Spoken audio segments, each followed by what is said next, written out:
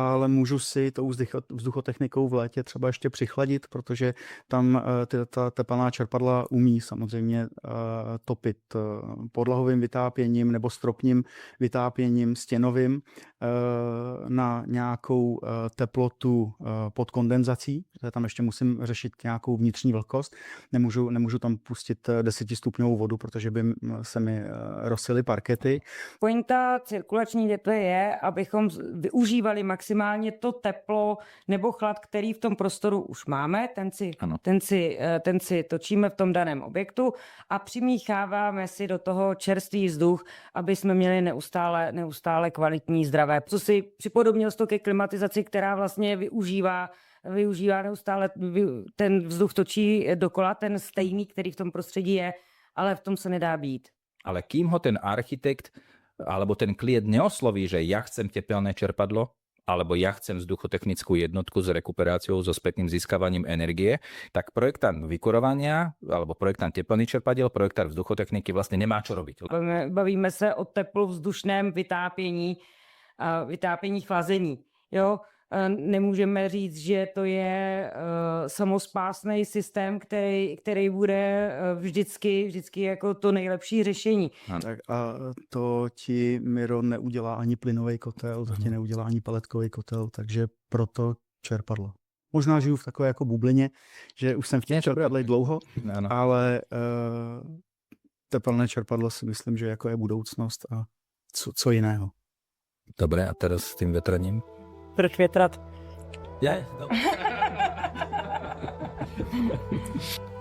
Tento podcast tvoríme najmä pre architektov, projektantov a odborníkov, ale je určený všetkým, ktorí sa chcú zorientovať v adaptácii na klimatickú zmenu. Ďakujeme za každý váš odber, like, komentár či zdieľanie. Skutočne nám pomáhajú zvyšovať pozornosť verejnosti pre túto tému. Ďakujeme, že s nami budujete komunitu klimaticky zodpovedných architektov. Adaptácia nie je len ekológia, je to bezpečnostná disciplína. David Bára, vítajte u nás v Centre adaptácie odolnosti. Ďakujem, že ste prijali moje pozvanie. Skôr ako vás poprosím, aby ste sa trochu predstavili, tak najprv poviem, že o čom my sa budeme dnes rozprávať. My sa budeme dnes rozprávať vlastne o tepelných čerpadlách, ale obzvlášť o tepelnom čerpadle, alebo tepelných čerpadlách v kombinácii s vetraním, s rekuperáciou, ako vlastne tepelné čerpadlo môže pomáhať pri dochladzovaní alebo ochladení a vykurovaní priestoru pomocou vetracej jednotky. Áno, že pôjdeme si vysvetliť tieto vlastne ako keby dva koncepty, to znamená využívať tepelné čerpadlo na chladenie a vykurovanie, kde forma distribúcie nie je vzduchotechnické rozvody a potom, keď forma distribúcie toho tepla a chladu sú vzduchotechnické rozvody. Áno. Ja by som povedal jednu vec. Dneska máme taký výnimočný deň, alebo teda nie len dnes, ale posledných pár dní výnimočných v tom, že takže budeme sa sústreďovať na to chladenie v tomto rozhovore, pretože teraz tu v Strednej Európe alebo v Európe prebiehajú dni, kde myslím, že to tak nejak, že to je najhorúcejšie leto, najhorúcejšie obdobie vôbec v histórii meraní, áno. Tak v podstate evidentne začína ako keby platiť aj v tomto regióne, že vykúriť objekt vie každý, áno, ale že musíme sa začať sústreďovať na to, že ho bude treba vychladiť, áno. Takže ja vás teda teraz poprosím, David, začne ty najprv teda povedz, čomu sa ty odborne venuješ, na čo si odborník a potom Bára, poprosím teba. Ahoj Miro, děkuju za pozvání. Moje jméno je David Liška, pracuju pro společnost Masterterm. V problematice tepelných čerpadel se pohybuju 17. rokem a stále je něco nového v této problematice. Tak je to asi segment, ktorý v poslednej dobe, povedzme ani posledných možno 10 rokov, alebo koľko naozaj došiel k takému boomu, že keď pred 15 rokmi to bolo ešte také, že pánske huncúctvo, by som povedal, tak teraz je to v podstate ako začína byť naozaj, že štandardná súčasť vybavenia objektov, áno. Dobre, Bára, skús teda ty teraz niečo porozprávať o sebe. Ahoj Miro, já děkuju za pozvání k tobě do Centra adaptace. Já pracuji pro společnost Atrea, která se zabývá výrobou rekuperačních jednotek. V oboru se pohybuju 12 let a mým oborem hlavním je navrhování vzduchotechnických systémů do veřejných budov. Doteraz sme sa bavili o tepelnom čerpadle. V podstate tepelné čerpadlo ako zdroj. Áno, to znamená zdroj energie, či už tepla alebo chladu. To znamená, už vieme zhruba, ako funguje, vieme, aké sú výhody, nevýhody splitového alebo monobloku. A teraz by som chcel, aby sme sa trochu porozprávali o tej distribúcii. Áno, lebo na tú energiu som nejakú vyrobil s nejakým COP, povedzme 3, a nejakým spôsobom ho musím dostať do budovy, tak aby to bolo komfortné, pohodlné a hlavne, aby som to robila s nejakou energetickou efektívnosťou. Áno. A teraz ja poviem najprv teda ako keby pokúsim sa to ja vysvetliť. Tá základná logika veci je, že keď sa bavíme o tepelnom čerpadle, ktoré vlastne len premiestňuje jednu energiu z jedného miesta do druhého, tak je jasné, že jeho efektivita, tá jeho efektívnosť, akou to bude vyrábať, to znamená, aké to COP docieli, bude závisieť od dvoch vecí. Poprvé od teploty vzduchu, lebo bavíme sa teda o tých voda, áno, od teploty vzduchu v okolí tej vonkajšej jednotky a potom o teplote vody, ktorú potrebujem docieliť, áno. To znamená, že tento rozdiel teplot, a čím je ten rozdiel teplot vyšší, tým vlastne tepelné čerpadlo pracuje s nižšou účinnosťou. Áno, proste ten kompresor musí makať ďaleko viac, tým pádom spotrebuje viac elektrické energie, tým pádom teda vlastne má menšiu účinnosť. Áno. A teraz, vonkajšiu teplotu neovplyvním. Áno, viem to ovplyvniť tým, že či dám tepelné čerpadlo do tieňa, nedám ho na slnko, alebo nejako mierne ho viem ovplyvniť, ale nie nejako zásadne. Áno, tú vonkajšiu teplotu. Čo viem ale ovplyvňovať je to, že akú vodu budem potrebovať. A teraz to znamená vo vnútri. A to znamená, že mám v podstate dve možnosti. Že jedna možnosť je taká, že idem do tzv. Nízkoteplotného systému. To znamená, že potrebujem takú vodu, či už na vykurovanie alebo chladenie, ktoré sa len málo líši voči tomu požadovanému stavu. Áno, to znamená, že keď budem používať či už stropné, podlahové alebo stenové, sálavé vykurovanie, chladenie, keď chcem, aby vnútri som zabezpečil povedzme nejakých 26 stupňov, áno, zase pri týchto horúčavách si povedzme rovno, že nechladme na 22, lebo nás všetkých chlapne pepka, áno. To znamená, že budeme akože na nejakých 26, to znamená, ja do toho systému budem púšťať vodu povedzme 20-22 stupňov, áno. Naopak, keď budem vykurovať, áno, a chcem mať vnútri povedzme 22 stupňov, tak do toho systému sálavého vykurovania budem púšťať vodu, ktorá má povedzme 26. Áno. To znamená, že tam malý rozdiel medzi tou mojou požiadavkou a tým, akú vodu vlastne to tepelné čerpadlo má doručiť na to, ako sa s ním bude následne nakladať. Ale keď pôjdem, ale to je dôsledok toho, že vlastne mám veľkú vykurovaciu plochu, čiže to je podlaha, strop, stena, čiže veľkú tú sálovú plochu, čiže nepotrebujem také strašné kilowatt, alebo waty, nie v tomto prípade waty, ale waty na meter štvorcový, že 80 W na meter štvorcových je dostatočný výkon, áno. To je jedna vec. A druhá vec je tá, že tým médium, ktoré nesie tú energiu, je voda. A voda má vynikajúcu mernú tepelnú kapacitu a váži teda tonu na kubík. Áno? Čiže ešte sa to násobí tou relatívne vysokou hmotnosťou objemovou. Áno? Nehovoriac o tom, že keď to ešte tie trubky zalejem do betónu, tak sa začneme baviť o mernej tepelnej kapacite, sa začneme baviť betónu s hmotnosťou 2,2 tony na kubík. Áno? Ale keď ako zdroj distribúcie tepla a chladu po miestnosti použijem prúdiaci vzduch, tak vzduch má teda voláme to problém, pracovne zatiaľ, voláme ten problém, že vzduch je veľmi ľahký, lebo váži kubík kilo, alebo koľko, áno, a má veľmi malú mernú tepelnú kapacitu. Čo v konečnom dôsledku znamená to, že na to, aby som doručil to isté množstvo energie, potrebujem ďaleko viac vzduchu otočiť v rámci toho priestoru. To je jedna vec.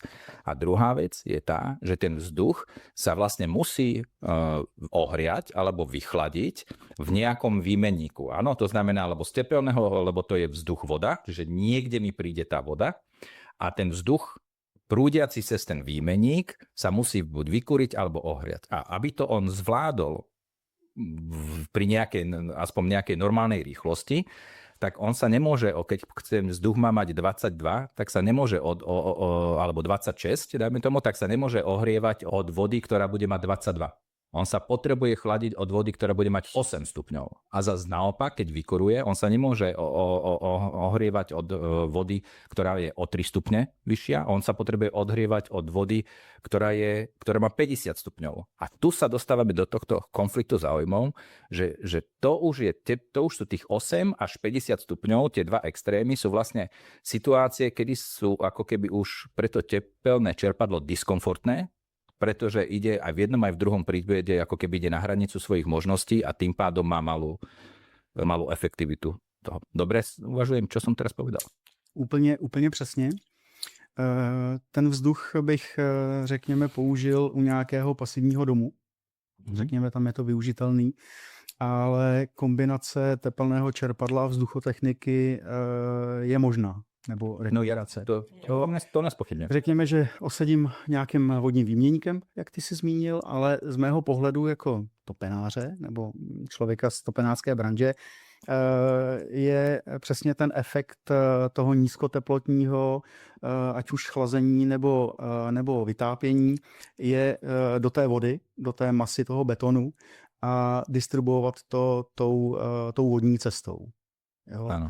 Samozřejmě to tepelné čerpadlo ještě po něm chce nějakou teplou vodu užitkovou, ale můžu si tou vzduchotechnikou v létě třeba ještě přichladit, protože tam ta tepelná čerpadla umí samozřejmě topit podlahovým vytápěním nebo stropním vytápěním, stěnovým na nějakou teplotu pod kondenzací, protože tam ještě musím řešit nějakou vnitřní vlhkost.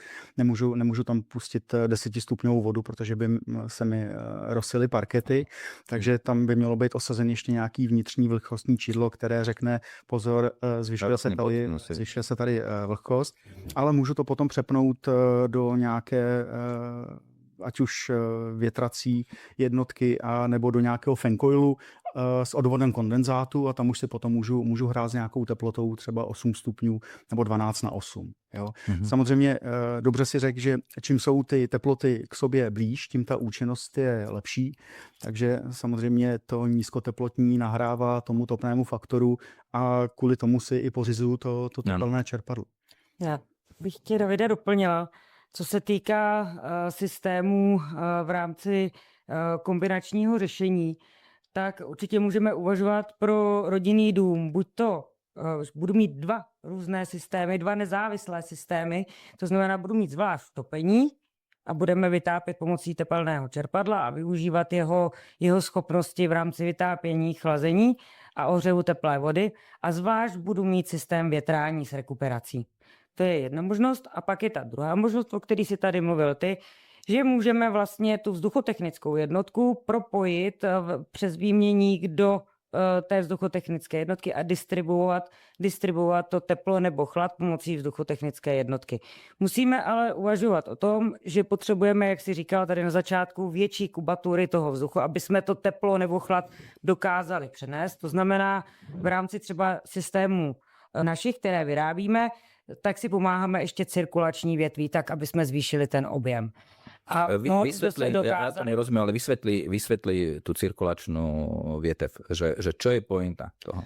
Pointa cirkulační větve je, abychom využívali maximálně to teplo nebo chlad, který v tom prostoru už máme, ten si točíme v tom daném objektu a přimícháváme si do toho čerstvý vzduch, aby jsme měli neustále kvalitní zdravé prostředí. Dobre, aby som teda vysvetlil, tá logika veci je nasledovná, že keď vetracou jednotkou len vetrám, tak povedzme, že mám v objekte 5 ľudí, áno, tak potrebujem 30 kubíkov na osobu, áno, tak sa budeme baviť 150 kubíkov, že potrebujeme otočiť každú hodinu, áno, kvôli hygienickému minimumu, orientačne, áno. Keď ale tým istým systémom budem chcieť aj nielen vetrať, ale budem chcieť aj chladiť. Zostaňme, to, všetko, čo povieme pre chladenie, platí pre vykurovanie, len aby sme sa stále neopakovali, lebo ako nás docentka Straková dobre upozornila, už to nevoláme spätné získavanie tepla, už to voláme spätné získavanie energie. hej, tú rekuperáciu. Čiže to spätné získavanie energie. To znamená, keďže máme teraz horko jak prasa vonku, tak budeme sa baviť o chladení. To znamená, že tá logika veci je, že keď tým chladím, tak by bolo silne kontraproduktívne. No a keď s tým chcem chladiť, tak tých kubíkov musím otočiť nie 150, ale tých kubíkov musím otočiť povedzme 750 každú hodinu. Tak je to správne. No, lenže keď tých 750 kubíkov budem točiť takým spôsobom, že všetkých tých 750 kubíkov privediem zvonku, kde je vonku teraz 40, áno, tak to bude kontraproduktívne, lebo budem stále dochladzovať ten horúci prístup zvenku. Takže ideme, že v podstate to cirkulačná vietev, cirkulačné potrubie vlastne plní funkciu svojím spôsobom klimatizácie, že aby robilo to, že aby točilo stále ten vzduch, ktorý je vnútri, kvôli chladu, áno, a primiešavalo tých 150 kubíkov hodinových a odviezlo 150 kubíkov hodinových kvôli vetraniu, hej, ale aby tých 500 sa točilo stále tých istých, ktoré sú už vychladené, áno? Je to tak, jak říkáš. Určitě potřebujeme, a je to i o navýšení té kapacity toho vzduchu. Jo? Ty jednotky, které se pro tento systém využívají, nemají 4 hrdla, tak jak je znáš standardně, ale mají právě ještě to hrdlo, to cirkulační, které vlastně nám točí, a to, co si připodobnil to ke klimatizaci, která vlastně využívá neustále, ten vzduch točí dokola, ten stejný, který v tom prostředí je, ale v tom se nedá být. Jo? Plní se nám různýma splodinama, nečistotama, CO2 a další. Klimatizácie nevetrá. Přesně tak. To je ináč taká mylná predstava, že som zapol klimatizácia nevetrá. Keď klimatizácia točí ten istý vzduch stále dokola. So všetkými vírusmi, baktériami. Máš jenom ten příjemný pocit toho chladu, který tě v první chvíli jako oblaží na duši, nejmě v tomto horku. Ano. Ale pak je nutno si uvědomit, že ten vzduch, který ty dýcháš, už někdo jiný dýchal před tebou.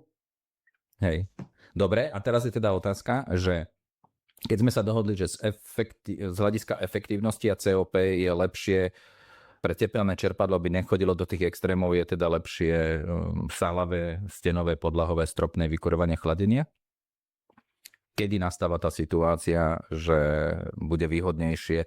A vždy máme tú možnosť robiť tie systémy oddelené. Hej? Že teplným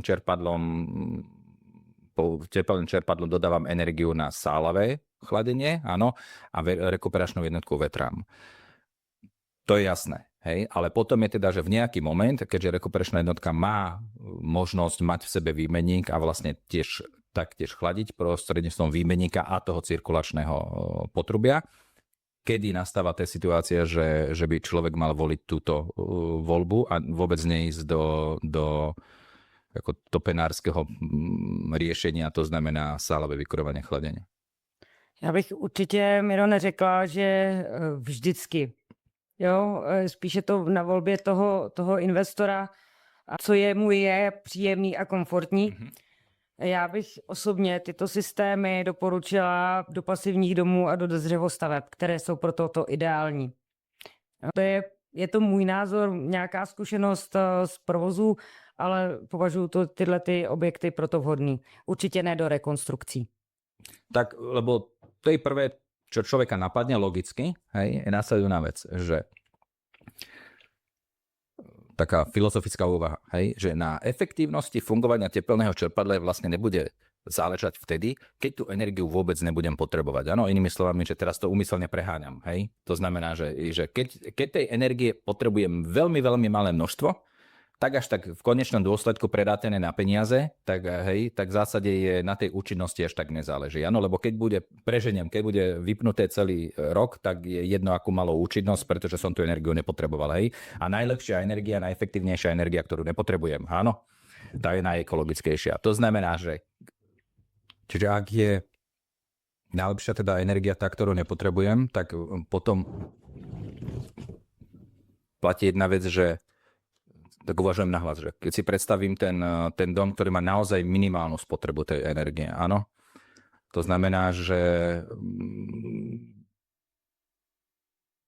to tepelné čerpadlo samozrejme k tomu adekvátne aj dimenzujem, tak potom je asi, nechcem povedať, že úplne kontraproduktívne, ale teraz keď sa striktne len z ekonomického hľadiska nad tým zamyslím, takže vyrábať celý systém salového, či už stropného, stenového alebo podlahového chladenia a vykurovania, že v vtedy je ten moment, keď by asi mala nastúpiť tá vzduchotechnická jednotka s tými vzduchotechnickými rozvodmi, pretože keď tej energie potrebujem naozaj minimum na úrovni pasívneho domu, tak vtedy asi tá ekonomická návratnosť budovania toho celého systému vykurovania, chladenia vlastne s sálavými panelmi už trošičku prestane dávať zmysel, lebo to málo energie dokážem doručiť tou vzduchotechnikou, áno? Áno, je to tak. Je to přesně tak, jak jsi to teďka popsal. A ešte jedna vec, že vlastne si povedala tie drevostavby, si povedala, a to bude ešte tým, podľa mňa, teda, že drevostavby, pokiaľ v sebe nemajú zabudované nejaké akumulačné jadro, áno, to znamená, že sú drevostavby, že sú vlastne navrhnuté tak, aby úmyselne mali malú akumuláciu energie, tak vtedy asi bude trošku problém, lebo tieto sálavé systémy, tie majú tie nízkoteplotné, majú radi akumuláciu, pretože pracujú ako v takom nejakom štandardnom režime bez nejakých výkovov, kdežto keď nemám akumuláciu, tak keď poviem, že zvonku zasvieti slnko, tak to okamžite zmení teplotu v tom interiéri. A vtedy na to musí okamžite zareagovať tá vzducharina tým dochladením a táto rýchlosť reakcie, to je niečo, čo tie sálavé systémy s veľkou akumuláciou nemajú. Je to tak, no. Já bych asi tohle v rámci vytápění, kde by mě Davide doplníš, to je protože ta vzduchotechnika dokáže zajistit, je to vzduchotechnika, není to vytápění, je to kombinační systém.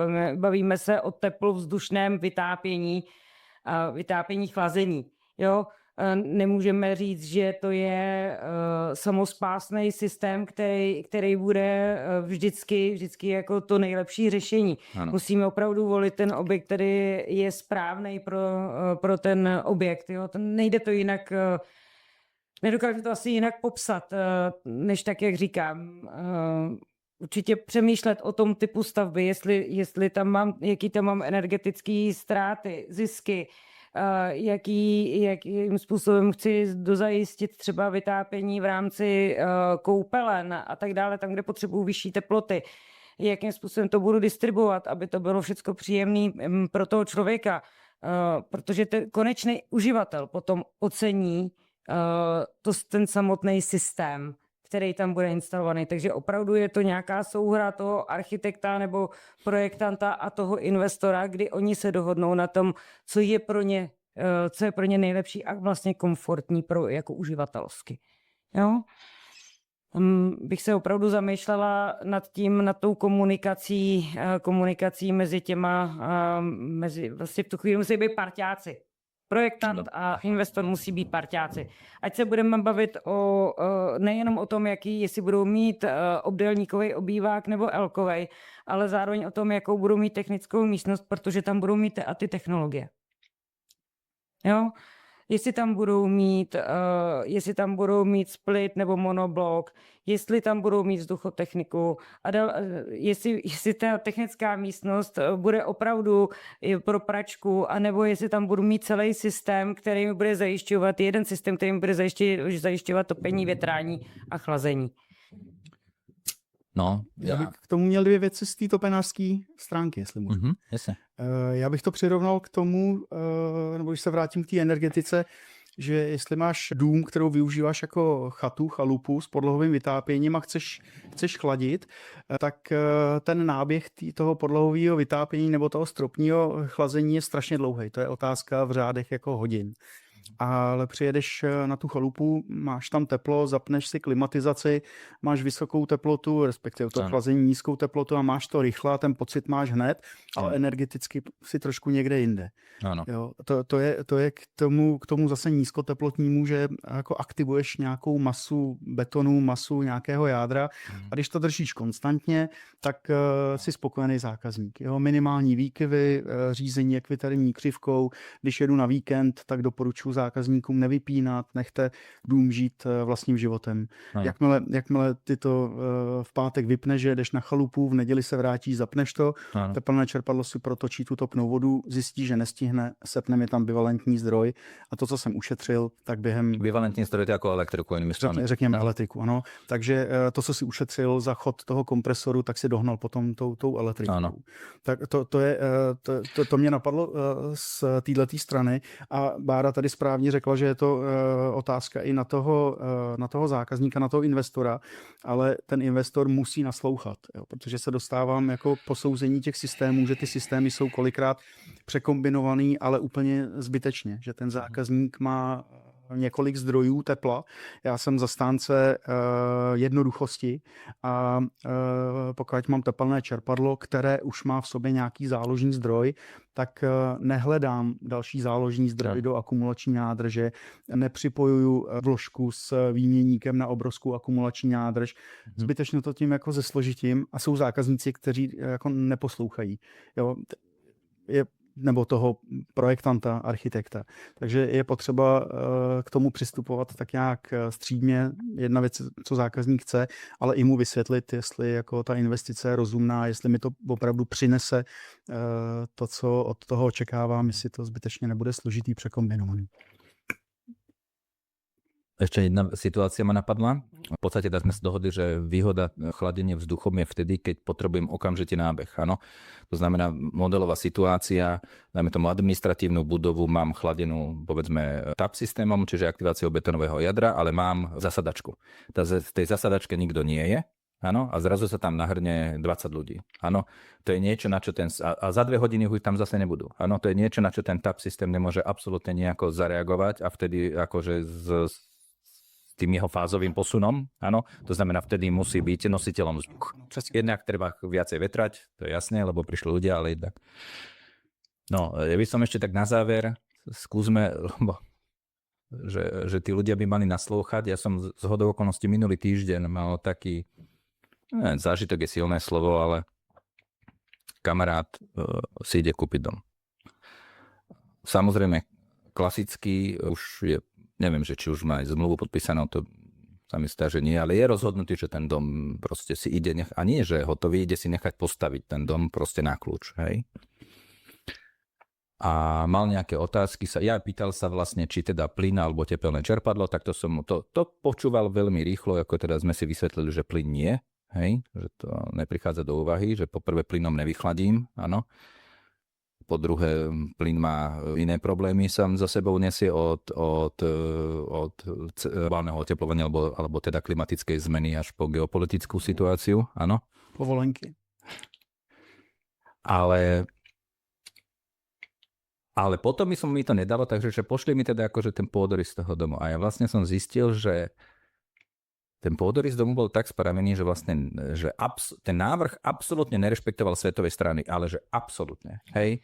Že na juh mal šatník, kúpeľku, šatník, WC a stenu spálne bez okna. Takto vyzerala jeho južná strana. A obývačku celú na sever, hej, severo-západ, tuším, hej.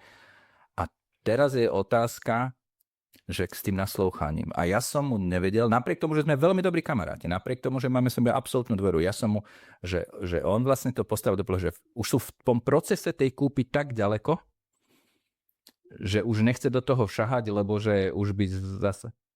A ja hovorím však, ako ja dostaneš takúto zásadnú informáciu a napriek tomu proste, lebo mu v zásade preto, lebo on sa nad tým takto vôbec nikdy nezamýšľal. Áno?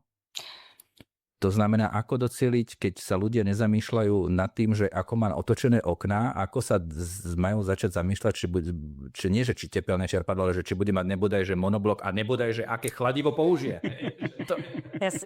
Já ti děkuju, že jsi zmínil otočení objektu vůči světovým stranám, protože to je přesně pro ten výpočet zisku a ztrát ta zásadní věc.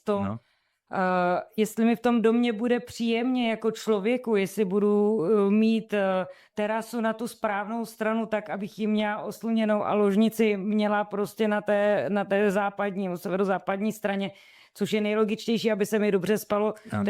To je věc další, ale výpočty zisku a ztráty, to je to, co by ho mělo ještě toho člověka jako motivovat, protože z toho vyplývají potom ty požadavky právě na to vytápění a chlazení. Takže tam by se měl ten člověk asi, možná je to by ho mohlo zarazit a trošku se o tom začít zamýšlet, ale je to o nějaké celkové osvětě, Miro. Ty počúvaj, neviem, že keď si človek... Budu mít prosklenou plochu. No. Na jižní stranu budu mít daleko větší... No jasne, presklená plocha má v porovnaní so stenou má neporovnateľne vyššiu tepelnú stratu, akože neporovnateľne vyššiu, áno, keď sa budeme súčiniteľ prestupu tepla, áno. To znamená, že keď je otočený na sever, tak je čiste energetická strata. Keď bude otočené na juh, tak v tým zimnom mesiaci bude pasívne solárne zisky. Samozrejme v lete to bude solárna záťaž, ale od toho tu máme vonkajšie žalúzie, dá sa tomu elegantne brániť. Áno. Ale ja chcem iné povedať, že ja chcem od toho človeka, aby sa zamýšľal nad týmto, čo som práve povedal, keď ho pri pohľade na severku mu vôbec nevadilo, že do tej obývačky mu zasvieti slnko iba v júli po, ja neviem, 18. hodine. Áno, že v zásade v zime vôbec, lebo teda zapadá skôr, áno, od iným uhlom, že nedojde až za ten západ. A že keď toto mu nevadilo, jako mu může vadit? On si to nedokáže, podle mě dost lidí si to nedokáže představit, to už pak jedině vymyslet za pomocí třeba AI nějaký model, jak se mu vlastně to sluníčko bude nad tím objektem točit. Jo? To už jako asi není tomu človeku potom jinak pomoci. Dobre, ale to sa zase vrácame k tomuto. On keby tú informáciu, keby sa jej dožadoval, on by sa k tej informácii dopátral. Áno, lebo nahodím do SketchUpu a hneď viem, ako my to, alebo zapichnem na pozemku paličku a vidíme, akože, jak sa hýbe slnko. Áno, to znamená, že to je to, že on po tej informácii vlastne vôbec nepátral, že toto nemal ako, prioritu. Na zozname priorit. Áno, pravdepodobne jeho ako celú tú situáciu videl právnik, aby skontroloval zmluvné podmienky, ale že podmienky vo vzťahu k svetovým stranám, toto nebolo ako jeho v hľadáčiku, že informácií, ktoré by si malo veriť. Hej. Dobre, ja by som vás teraz obidvoch poprosil, takto na záver, v tom kontexte, čo som práve hovoril, hej, že stavebník, budúci stavebník v podstate je schopný sa nezamýšľať nad tým, ako putuje slnko po oblohe a že či bude mať v obývačke vôbec denné svetlo, či mu preslní slnko tú obývačku alebo nie, tak je teda to, že čo sme sa teraz my bavili, či už o tepelných čerpadlách alebo o vetraní, je to o tom, že prečo by sa teda podľa vás ten architekt a klient, lebo nemusíme sa teraz baviť o profesii kurenár a vzduchár, pretože tí už vedia, áno, keď už architekt osloví vzduchára, on už vie, čo má robiť, áno, lebo to je jeho odbornosť. Ale kým ho ten architekt alebo ten klient neosloví, že ja chcem tepelné čerpadlo, alebo ja chcem vzduchotechnickú jednotku s rekuperáciou, so spätným získavaním energie. Kým tento moment nenastane, tak projektant vykurovania alebo projektant teplných čerpadiel, projektár vzduchotechniky vlastne nemá čo robiť, lebo nedostal to zadanie. Áno? Takže zostaňme pri tom vzťahu architekt a stavebník. Prečo by teda v zásade mali sa rozhodnúť vybrať touto cestou? Jeden může David, ty například první. Rozumím. Já bych to postavil na takovou rovinu vzhledem k nynějším klimatickým podmínkám a dneska to máme extrémní, tak já už vím, že domů nepotřebuješ dodat jenom teplo, ale řekněme půl na půl i chlad. A tepelné čerpadlo, jak jsme tady zmiňovali, je vlastně zdrojem těchto energií. Já bych apeloval na ty architekty, aby hodně komunikovali s tím klientem, s tím investorem a ptali se ho na informace, kde všude tu energii bude potřebovat, jakou teplotu. protože tepelné čerpadlo umí zajistit teplo a chlad nejenom do podlahové vytápění, fan coilů, umí připravit teplou užitkovou vodu, umí spolupracovat dneska s fotovoltaikou, umí spolupracovat s chytrou sítí, takže si umí předkoupit energii, která je levná a umí si předchladit ten dům. Umí spolupracovat na bázi ohřevu bazénu a podobně. Takže aby hodně mluvil s klientem, s investorem a na tohle se ho ptal a hodně s ním probíral takovou věc, jako je výkon zdroje, aby se mi z toho tepelného čerpadla nestal drahý elektrokotel, ale aby to mělo nějaký smysl vůči jednak topnému faktoru, úspoře a životnosti.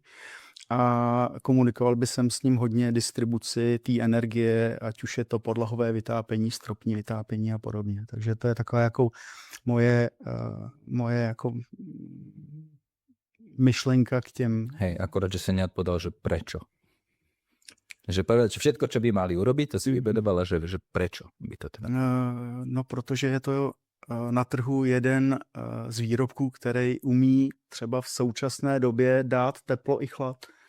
Takže nejenom do rodinných domů, ale navážu třeba na průmysl, že jsou průmyslové aplikace, kde zákazník nakupuje chlad, ale nakupuje i teplo. V našem případě jsme dělali zajímavou instalaci výrobců nebo zákazník obaluje oříšky v teplé čokoládě a potřebuje jak teplo, tak chlad. A tepelné čerpadlo je vlastně zařízení, který v současné době mu na jedné straně dá teplo a na druhé straně chlad. Když to zase zpětně vztáhnu k tomu rodinnému domu, tak já, když od tepelného čerpadla chci teplo, tak ten chlad je odpadní produkt. To samé, když chci chlad, tak teplo je odpadní produkt. A to chlazení je dneska téma, ale bude to i zítra, za rok a za 5 let. A s teplným čerpadlem se dá chladit třeba nejenom aktivně kompresorem, ale v případě zemních teplných čerpadel pasivně. Dobím si vrt na zimní období. Tak a to ti, Miro, neudělá ani plynový kotel, to ti neudělá ani peletkový kotel, takže proto čerpadlo. Možná žiju v takové jako bublině, že už jsem v těch čerpadlech dlouho, ale tepelné čerpadlo si myslím, že jako je budoucnost a co jiného. Dobre, a teraz s tým vetraním? Proč větrat?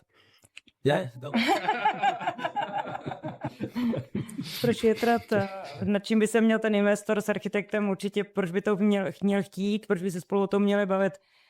Uvědoměním požadavku maximálně utěsněných budov, tak bych určitě apelovala na zdraví těch lidí v tom vnitřním prostředí. Bavme se o škodlivinách, o koncentracích CO2, různých těkavých látek a tak dále, které se nám v tom vnitřní prostředí kumulují. Ve chvíli, kdy to nevětráme, tak to vlastně všechno dýcháme a otravujeme sami sebe. Proto to větrání v těch pasivních domech, v novostavbách je zásadní. Potřebujeme to zdravý čerstvý prostředí tak, aby nám bylo dobře, aby se nám dobře dýchalo a dobře žilo v těch objektech. Ďakujem veľmi pekne, že ste prišli. Ja by som ešte na záver, na margo toho chladenia, keď ste dnes prišli, tak David hovoril, že vlastne taká novinka v situácii, že teraz máme tie strašné horúčavy, že tepelné čerpadlo momentálne využíva na chladenie vody v bazéne. Že je to že bazén treba vykurovať. My sme sa dostali do situácie, že bazén treba chladiť. Hej? To bolo taká informácia pre mňa, keď som povedal, že bum, že ešte aj táto situácia môže nastať. To znamená áno, čiže plynovým kotlom bazén nevychladí. Takže ešte raz ďakujem veľmi pekne, že ste prišli. I my děkujeme. Taky děkuji za pozvání a bylo to příjemné. Tento podcast tvoríme najmä pre architektov, projektantov a odborníkov, ale je určený všetkým, ktorí sa chcú zorientovať v adaptácii na klimatickú zmenu. Ďakujeme za každý váš odber, like, komentár či zdieľanie. Skutočne nám pomáhajú zvyšovať pozornosť verejnosti pre túto tému.